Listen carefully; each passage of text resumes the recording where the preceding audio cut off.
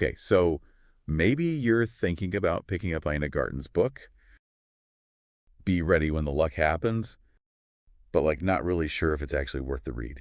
You know what I mean? Right. Tons of memoirs out there. How do you choose? Exactly. And that's Huh. why we're here. We've gone through a whole stack of reviews and articles, even comparing it to other memoirs, like the food-related ones. Yeah. To give you the gist, is it the right book for you? And the quick takeaway is if you're up for something light and fun, something that leaves you feeling inspired and you get a little peek into Inanna's world, then yeah, go for it. Okay.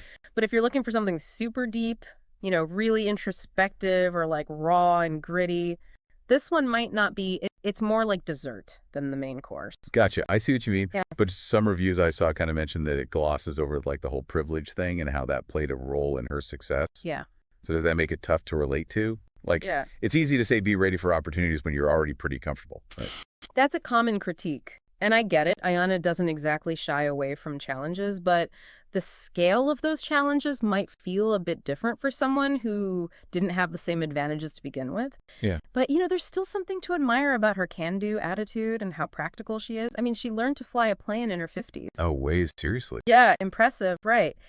And her whole approach to food, it's almost scientific. She talks about testing recipes, like super meticulously, just making tiny adjustments until it's perfect. Wow. That kind of dedication, that willingness to experiment and learn, I think that's inspiring no matter what your background is. I see this, like, even if you don't have Ayana's, resources, Yeah. you can still have that mindset of always improving, whether it's cooking or anything else, really. Exactly. And, speaking of Iona's life, one of the most interesting parts of the book is learning about her journey before the whole Barefoot Contessa thing.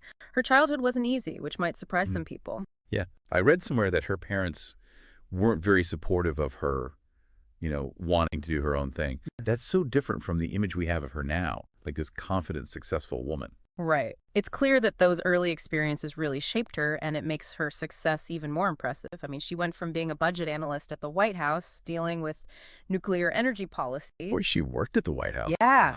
And then, bam, owning a gourmet food store in Hamptons. Talk about a career change.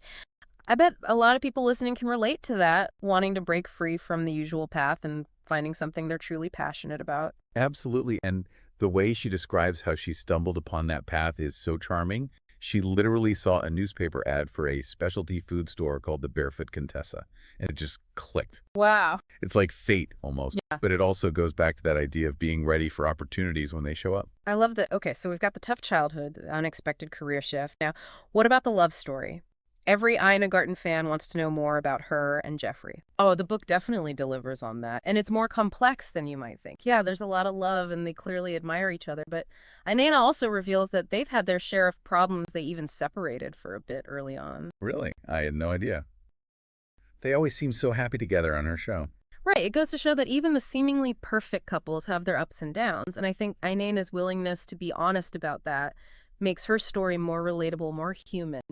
That's a good point. Okay, so it's not all sunshine and roses. There's some real stuff in there too. But let's be real. I'm also here for the food. Did she spill any culinary secrets? Sure. Any recipes that made you hungry? Oh, absolutely. While there aren't like full recipes throughout, she weaves in these tempting details. She talks about Emily Blunt's surprisingly simple roasted potatoes, the history behind her love of rotisserie chicken and baguettes. Ooh, rotisserie chicken, a classic. Yeah, and she describes her creamy leek and potato soup as the ultimate comfort food, even if you're not a huge foodie. Those little glimpses into her culinary world are delightful. I agree. But going back to that thing about privilege, some reviewers felt like she doesn't fully acknowledge how it helped her succeed. Yeah, and there are definitely moments where that's clear, like when she talks about buying the Barefoot Contessa shop. For most people, that kind of risk would be a huge deal. But she and Jeffrey had the means to make it happen without too much worry. Right. And then there's the whole Hamptons scene, which isn't exactly known for being diverse economically. So it's not that she ignores challenges, but they often seem to work out pretty easily, which might not feel relatable to everyone. You're right. It's like that whole if I can do it, anyone can message can feel a bit off when you consider the advantages some people start with. So it's kind of a mixed bag then, inspiring, but with a grain of salt. I think that's a good way to put it. Okay, interesting. It's definitely a feel-good story, and there's a lot to admire about her drive and how determined she is. But It's also worth remembering that her path to success wasn't exactly the norm. Right, and that brings us back to you, the listener. Yeah. Would you find her story motivating or just kind of frustrating? It really depends on what you're looking for in a memoir. Yeah. If you're looking for something that really digs deep into, the complexities of privilege or a really intense social commentary, then this isn't the book for you. But if you just want something light and enjoyable with a good dose of that you can do spirit, then you'll probably like it. So it's more about, celebrating those joys of cooking and entertaining and building a life you love rather than getting into the nitty-gritty of social issues. Exactly. And sometimes we need that kind of escape, right? A little bit of Irana's world to brighten our day. Totally. I can get behind that. Speaking of Arana's world, one thing that stood out to me in the reviews was how the book shows a different side to her marriage with Jeffrey. We see them on TV and they seem like the ultimate power couple. But it sounds like their relationship has had some real bumps in the road. For sure. Irana even talks about how they almost got divorced, which I think surprised a lot of fans, but it's refreshing that she's willing to be open about those struggles. It makes her seem more human, more relatable. And maybe less intimidating. Like even Ina Garten has relationship problems, so it's okay if the rest of us do too. Right. It reminds us that no one's life is perfect, no matter how good their Instagram might look. So it's not just a fairy tale. There's some depth there. But let's get back to the food you mentioned. Emily Blunt's roasted potatoes. Did she actually share the recipe? Well, not the exact recipe, but Aina describes them as surprisingly simple and totally delicious, perfect for a casual get-together. Okay, now I'm curious. And you also mentioned the history behind rotisserie chicken and baguettes. What's that all about? Aina traces it back to Napoleon, believe it or not. He apparently standardized bread sizes and made rotisserie chicken more accessible to everyone. It's a fun little history lesson that shows how even the simplest foods have a cool backstory. I love that about Ina. She can take something ordinary, like rotisserie chicken, and make it feel special. And it's not just the food itself, it's how she presents it, the stories she tells, the whole vibe she creates. Absolutely. And that's what makes her memoir so appealing. It's like having a conversation with her over a delicious meal. You get insights into her creative process, her friendships, her thoughts on life. It's like getting a peek behind the curtain of her perfectly curated world. Yeah. But for those of us who are more interested in the how-to than the is there anything in the book for people who want to learn to cook? Definitely, while there aren't full recipes throughout, she does share some tips and tricks. Like, she talks about how meticulous she is when testing recipes, how she makes tiny adjustments until it's just right. That sounds very scientific. It is. She's very precise, very detail-oriented, and I think that's one reason her recipes work so well. So even if you're not a pro, you can learn something from her approach. Absolutely. It's about paying attention, being patient, and not being afraid to experiment. And that's a good lesson whether you're cooking or doing anything else in life. Okay, I'm starting to get a better sense of this book. But before we move on to our final recommendation, I want to talk about the audiobook. Oh, yeah, I definitely say listen to the audiobook if you can. Ina narrates it herself, and her voice is just so warm and engaging. So it's like having her right there with you. Exactly. It adds a whole other level of charm and personality to the experience. Okay, you've convinced me audiobook it is. But how does Be Ready When the Luck Happens compare to other popular food memoirs out there? That's a great question. I'd say it's very different from, say, Save Me the Plums by Ruth Reichl.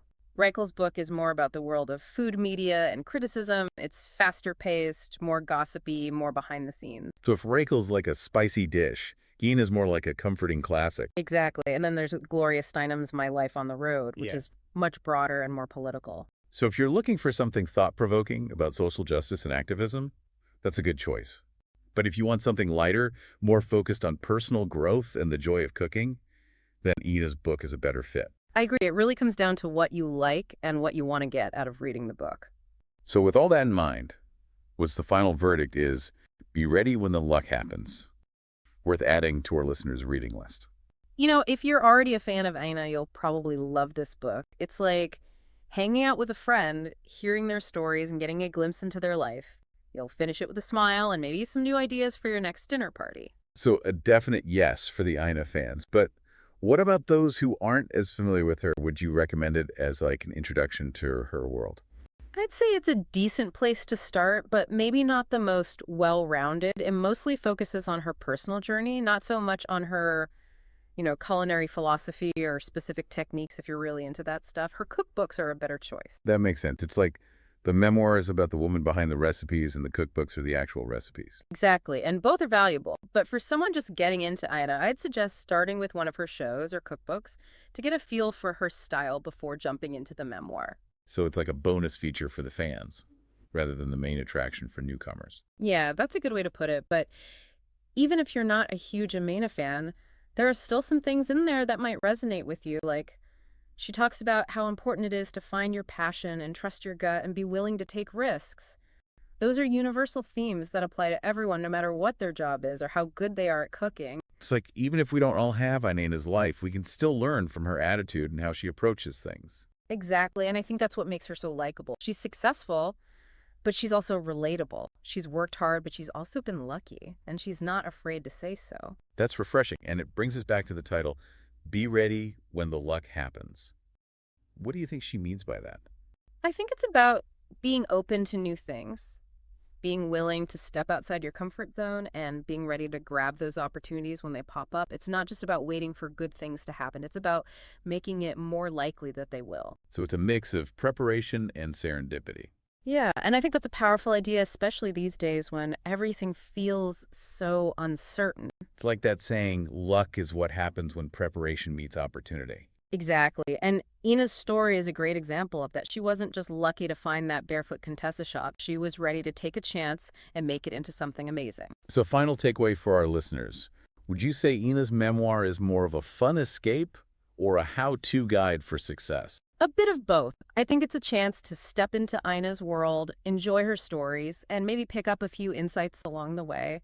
It's not some groundbreaking masterpiece, but it's an enjoyable and uplifting read. And sometimes that's all we need. Well said. And on that note, I think it's time to wrap up our deep dive into Be Ready When the Luck Happens. Thanks for listening, everyone. My pleasure. And remember, folks, be open to new things, be ready to take some risks, and who knows, maybe a little bit of that Barefoot Contessa magic will rub off on